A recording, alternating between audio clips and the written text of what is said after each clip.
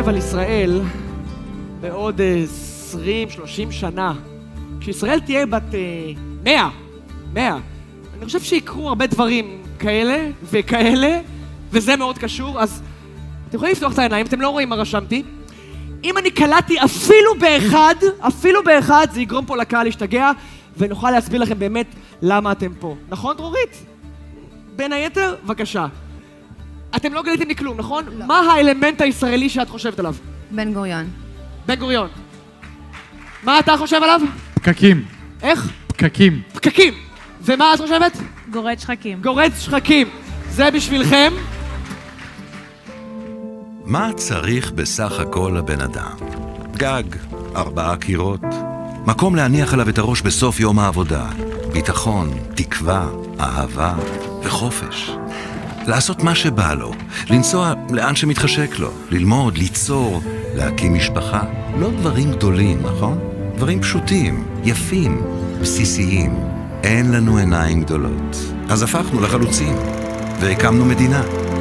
אחלה מדינה. אנו מכריזים בזאת על הקמת מדינה יהודית בארץ ישראל. היא מדינת ישראל.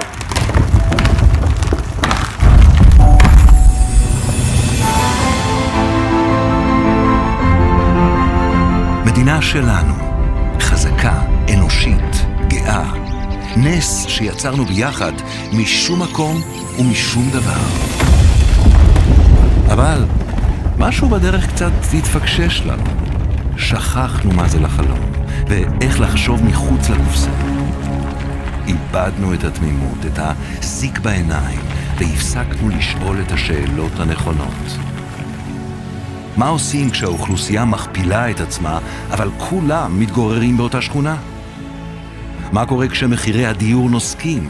כשבמרכז אף אחד כבר לא יכול לקנות דירה, ובפריפריה אין פרנסה, אין כבוד ואין נחמה.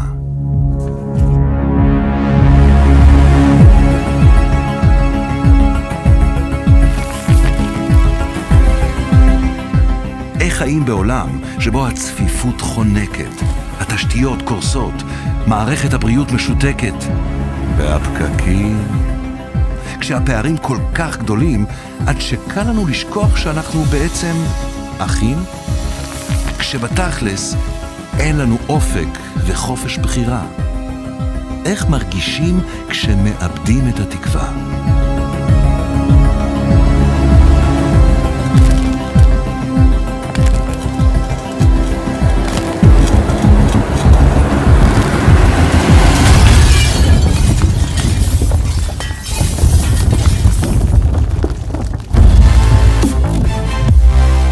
תארו לכם שהיינו יכולים לספר את הסיפור שלנו מההתחלה.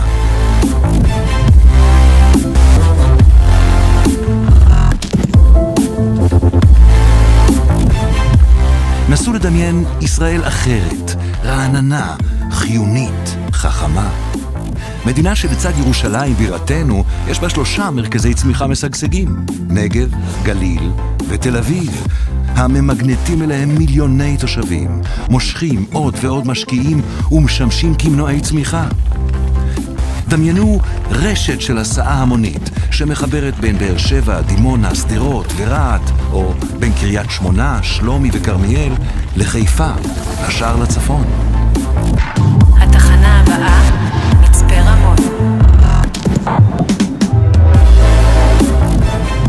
תנו דרור לדמיון וציירו בעיני רוחכם עמק סיליקון בנגב, או מעצמת ביוטק בגליל.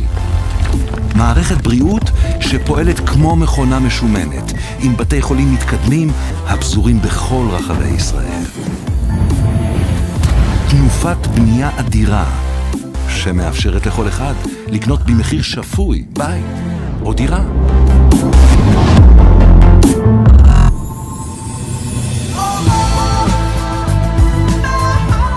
חלום, אה?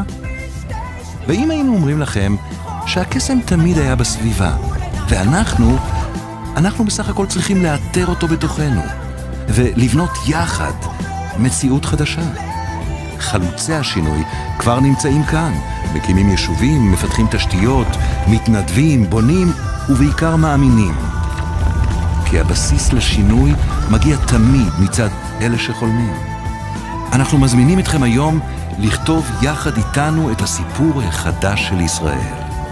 להצטרף אלינו למסע מרגש שכולו ציונות אמיתית, שורשית, מהלב. חלון ההזדמנויות ניצב כאן מולנו. וכל שנותר לנו הוא לפתוח אותו לרווחה, לתת לאור להיכנס פנימה ולהאיר מחדש את המדינה. אנחנו מאמינים שזה אפשרי. ואתם? אז מה צריך בסך הכל הבן אדם? בואו, נגלה יחד.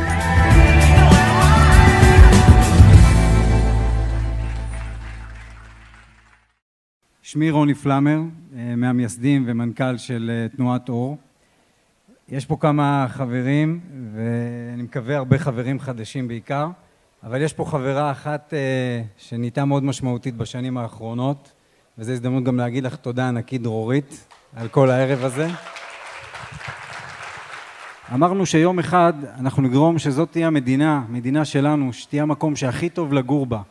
אז עוד יותר צחקו עלינו, אבל כשאתה חוזר מפולין, הציניות ככה נשארת מאחור, ויצא לנו לצערי לקבור לא מעט חברים בשירות הצבאי, ועם כל חבר שנפרדנו ממנו, נשבענו שאנחנו הולכים להקדיש את החיים שלנו למשימה הזאת שלקחנו על עצמנו. ובעצם 15 שנים אנחנו מתאמנים לרגע הזה, שבו יהיה אפשר לחלום כמו שסיפרו לנו שחלמו פה פעם, ולעשות כמו שעשו פה פעם, ואולי אפילו הרבה יותר בגדול.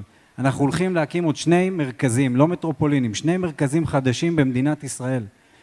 כי כשנהיה פה עוד 8 מיליון אנשים, חבל שכולנו נצטופף בתל אביב ונאבד עוד 2 מנועי צמיחה אדירים בצפון ובדרום.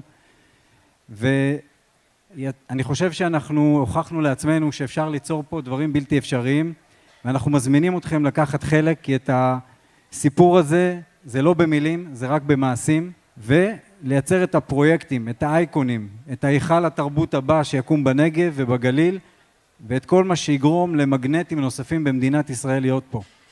ובסוף להחזיר באמת את התקווה לעיניים ואת האמונה, ואנחנו נגרום לזה לקרות. מזמינים אתכם לקחת חלק. תודה רבה וחג שמח.